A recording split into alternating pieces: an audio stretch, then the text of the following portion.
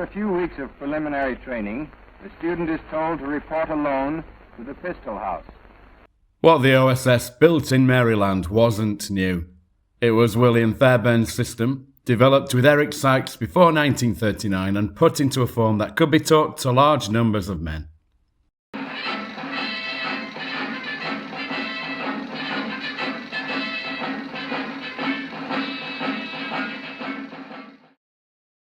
Shanghai, where it starts.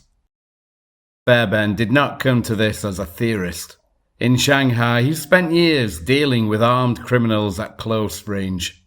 He and Eric Sykes worked out a simple approach to pistol fighting. Close range, fast draw, no time spent aiming, fire as soon as the weapon is online. They set it down in Shooting to Live, 1942, but the method itself was already in place well before the war. The point was simple. At a few feet, you do not stand and aim. You raise the weapon and fire. This method later became known as point shooting. The term describes firing without using the sights, relying instead on body alignment and natural pointing. The emphasis is on speed and immediate reaction at close range, with the shooter focused on the target rather than the weapon. Turning it into training. Fairbairn did not leave it as individual skill. In Shanghai, he built controlled setups to copy what actually happened in a fight. Low light, noise, sudden targets, movement through rooms. He called these indoor mystery ranges.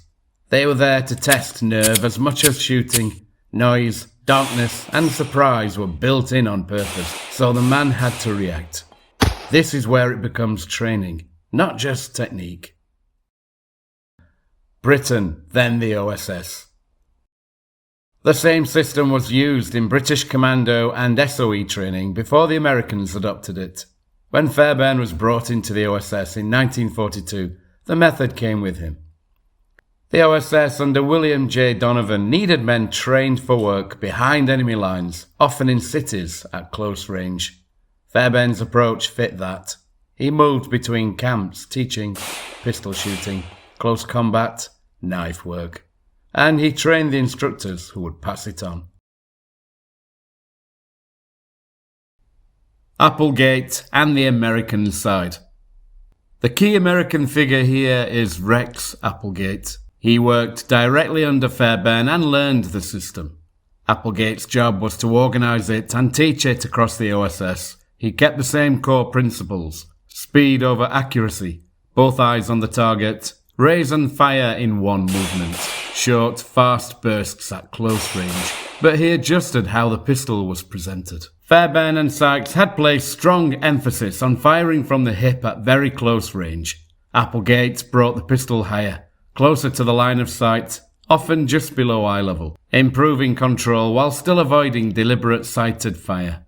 This kept the method within point shooting, but made it easier to teach and more consistent across large numbers of trainees. His manual, Kill or Get Killed, published in 1943, set out that system for American use. The House of Horrors. At OSS camps in Maryland, especially at Camp Greentop, the system was built into a structure. Officially, it was a pistol house. In practice, it was called the House of Horrors.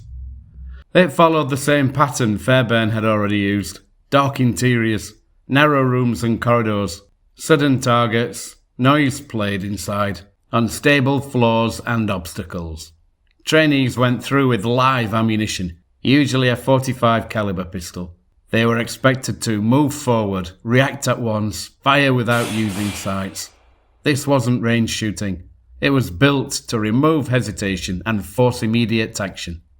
The design follows directly from the earlier British and Shanghai versions. Conclusion.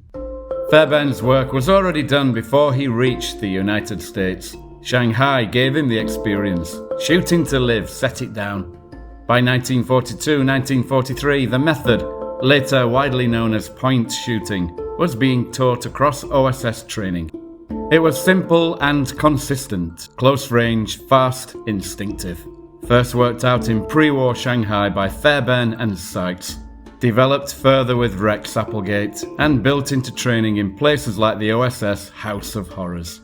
From there, it carried forward into post-war law enforcement and military training, and into what would later be called close quarters battle. If you enjoyed this episode, please consider liking, commenting and subscribing. Until next time.